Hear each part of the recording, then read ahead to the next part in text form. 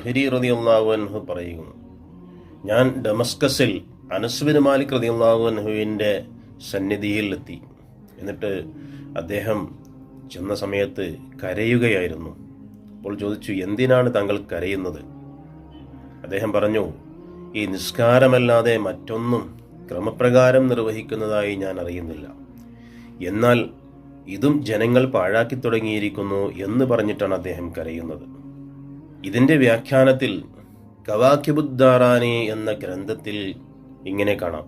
നിസ്കാരം പാഴാക്കി എന്നതിൻ്റെ അർത്ഥം സുന്നത്തായ ആദ്യ സമയത്തെ വിട്ട് അതിനെ പിന്തിച്ചു എന്നതാണ്. അല്ലാതെ അവർ നിസ്കാരം ഖളാ ആക്കി എന്നല്ല. അത്രത്തോളം അവർ അതിന് പ്രാധാന്യം കൽപ്പിക്കുന്നുണ്ട്. നിസ്കാരം ആദ്യ സമയത്തെ വിട്ട് പിന്തിച്ചു എന്നത് മാത്രമാണ് ഇവിടെ പറയുന്നത്. അതുപോലും അവർ ശ്രദ്ധിച്ചിരുന്നു എന്ന്.